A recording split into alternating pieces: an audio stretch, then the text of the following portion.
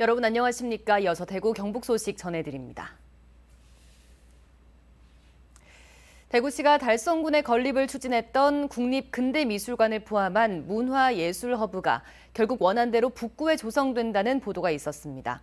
문화예술허브를 대구 교도소 이전터에 조성할 거라 기대했던 달성군은 대구시와 기재부, 법무부와 함께하는 사자 TF팀을 만들고 교도소 후적지 활용 방안을 서둘러 찾자고 시에 제안했습니다. 박재영 기자가 취재했습니다.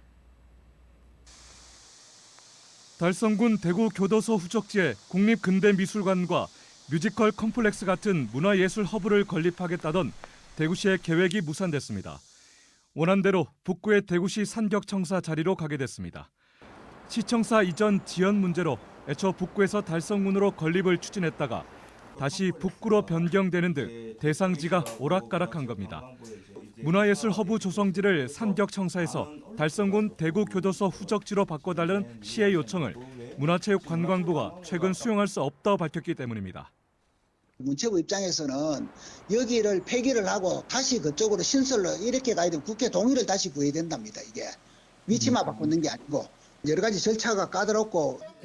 대구시가 1년 넘게 터 변경을 추진하는 과정에서 해당 주민들의 갈등을 불러일으키며 행정의 신뢰를 떨어뜨렸다는 비판은 피하기 어려워 보입니다. 그런데 정작 발등에 불이 떨어진 건 대구 달성군입니다. 대구 교도소 이전 결정 이후 10년 동안 답보 상태였던 후적지 개발이 문화예술 허브 건립으로 빛을 보나 싶었는데 이마저도 물거품이 됐기 때문입니다. 이뿐만이 아닙니다. 법무부 소유인 대구 교도소 후적지는 기재부로 이관이 돼야 활용이 가능하지만 행정 절차와 교도소 내 폐기물 처리 등으로 기약이 없다는 점도 골칫거리입니다. 그렇다고 도심의 흉물로 변할 우려가 있는 땅을 방치할 수도 없습니다. 달성군은 우선 자체 군비를 들여 5m 높이의 교도소 담장 주벽 주변에 도시공원, 휴게공간, 산책로 등을 조성할 계획을 세웠습니다. 대구시와 기재부, 법무부와 함께하는 사자 TF팀을 만들어 교도소 후적지 활용을 위한 밑그림을 그리자고 시에 제안했습니다. 군에 없는 문화예술회관 등 문화예술 인프라와 주민 편의시설, 청년층을 위한 공간 등이 활용 방안으로 유력합니다. 대구시에서 하루라도 빨리 이 기재부를 설정할 수 있는 그런 장, 그리고 달성군에서 그동안 요구해왔던 지역 주민분들을 위한 문화예술 공간을 만들어달라는 그런 안을 담을 수 있는 테이블을 하루빨리 마련해 주십사 하는 부탁을 드리고 싶습니다. 월배 신시가지와 달서구 등 인구 밀도가 높은 지역 인근에 있는 대구 교도소 후적지. 문화예술 허브 건립이 무산된 만큼 10만 제곱미터에 이르는 빈 땅을 어떻게 활용할지 정부와 대구시, 달성군이 논의를 서둘러야 한다는 목소리가 높습니다. MBC 뉴스 박재영입니다. 부동산 플랫폼 직방에 따르면 9월 중 대구 3,100여 가구를 포함해 전국에서 아파트 43개 단지 37,500여 가구가 분양에 나섭니다. 전국 분양 가구 수는 지난해 같은 기간과 비교하면 177% 증가했습니다. 권역별로는 경기도가 2800여 가구로 가장 많고 인천 5100여 가구, 서울 2200여 가구, 대구 3100여 가구 등입니다.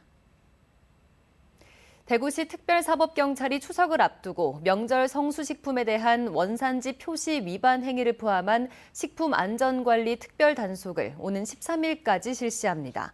특히 돼지고기는 원산지 판별 검정 키트를 활용해 단속 현장에서 즉시 검사하고 쇠고기는 보건환경연구원에 유전자 검사를 의뢰해 국내산과 외국산 여부를 판별합니다.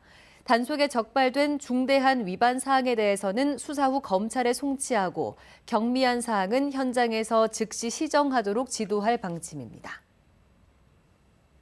대구 달서구가 여성과 어르신 일자리 센터 등을 갖춘 송현 복합센터를 짓습니다.